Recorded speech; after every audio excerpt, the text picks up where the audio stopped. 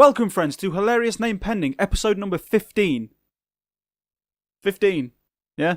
And this week, normal service has resumed. My face is here, there are a litany of news topics to discuss, and Nintendo have even fucked up.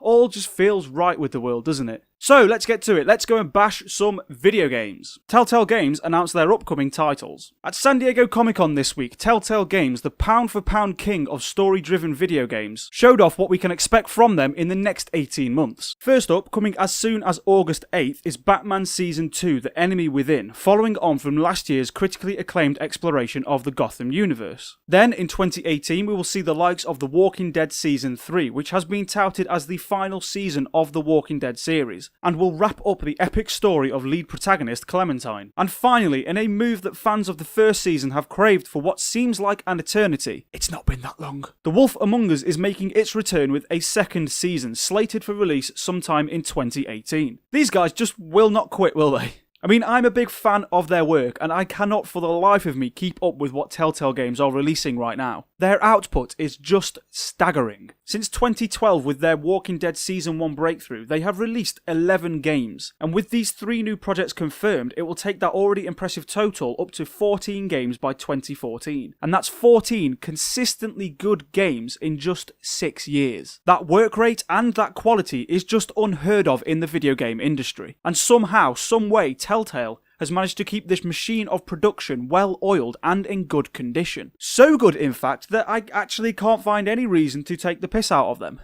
So, well done, Telltale. Well done indeed. Now, moving swiftly on to something I can quite easily take the piss out of. Nintendo cock up again. So Splatoon 2 is releasing today, and so far the early critical reception has been overwhelmingly positive. Once again, Nintendo has proven that when they actually make games, they make really, really good ones. But ever the self-harming individuals that Nintendo are, they are simply not content with success. Once again, this backward company has made a stupid decision that could have been easily avoided, and has since tarnished what should have been a triumphant week for Nintendo. So seeing as Splatoon 2 is heavy on the multiplayer elements, Nintendo have finally released their Nintendo Switch Online app, an app that is designed to supplement the Switch's online experience and enable voice chat between players. Apparently though, it's just too fucking difficult to plug a headset into the Switch, so instead, we're having to deal with this bollocks. You need to plug your headset into a magic box shaped like an arrow for some fucking reason,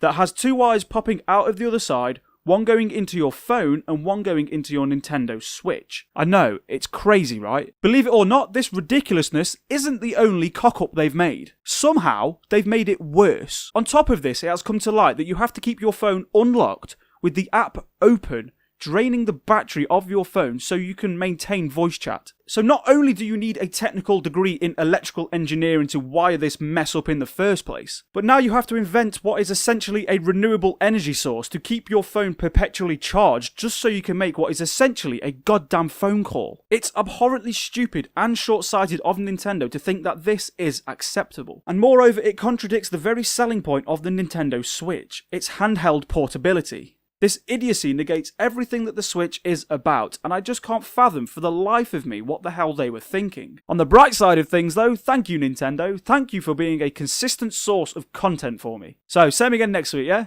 Another cock-up please, in the next 7 days. It's not too much to ask, is it? It's Nintendo. Daft twats. There's a new Kingdom Hearts 3 trailer. So a new Kingdom Hearts 3 trailer dropped at the D23 Expo this past week, revealing that there is a Toy Story portion of the game. So let's take a look at what our beloved childhood heroes look like in video game form. 君たち、新しいおもちゃなのか? さっきのモヤモヤのことを知っているのか? いや、最近になって現れたんだ。そういえば、そのハートレスが現れたのと That doesn't sound like Tom Hanks. Or Tim Allen. Huh. I'm gonna leave that. Yeah, let's not get racist. we have a glimpse at the Atari Box. In a newsletter sent out to fans this week, Atari delivered a few more enticing details about the Atari Box, that suspiciously modern looking console teased just a few weeks ago. In this newsletter, Atari gave some shallow insights into what we can expect from this console. First off, the most notable thing about this product is its design. The styling finds its inspiration from classic Atari designs, and will be available in two distinct SKUs. There will be a black and red design that nobody is going to want, and a sexy as hell wood panel version that will probably pull a Nintendo and be out of stock before it's even in stock. Besides the face value stuff, Atari also provided a clue as to what kind of specs this gorgeous little box will be packing. After revealing that the Atari Box will sport one HDMI port, 4 USB ports and an SD port, Atari continued to say that, quote, these ports suggest modern internal specs. It also means that while we will be delivering classic gaming content, we will also be delivering current gaming content. Sorry, what? Current gaming content? Really?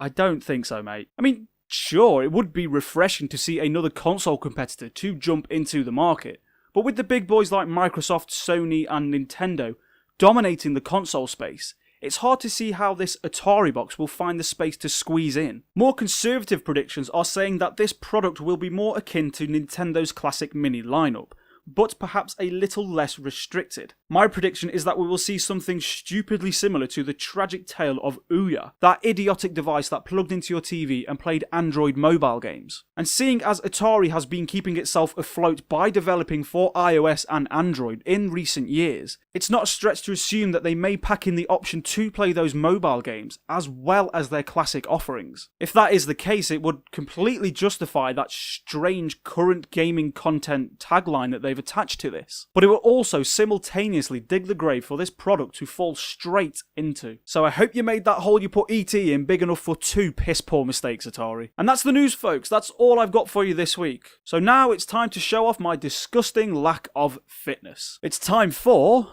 Take my breath away. The greatest list known to man of all the video games you should consider playing this week, read to you with just one breath of sweet, sweet oxygen. Now let me gather that oxygen. Coming July 21st, Super Hot and Super Hot VR on PlayStation 4, a game all about standing still and pretending to be in the Matrix. Coming July 21st, Splatoon 2, where Nintendo wants you to get all excited about young children squirting their fluids everywhere. Out on July 25th, Pyre, a game that will no doubt be more revered for its musical score rather than its gameplay. And finally, coming July 25th, Fortnite, a place where you and 3 strangers attempt to build a fort together without devolving into relentless teabagging. Fucking did it, mate. Yes. They're not getting easier, are they? They're not getting easier. Bit of a head rush now, if I'm honest with you. And that's it, friends. That's Hilarious Name Pending episode number 15 in the books. So what do you think of Nintendo's stupid voice chat setup? Do you think that Japanese Toy Story is just as terrifying as I do? Reckon Atari aren't going to be burying this mistake in the desert? Come let me know in the comments down below or over on Twitter at DarylDoes. And please throw me a crafty like, share or subscribe if you feel like it. And until next time, my friends.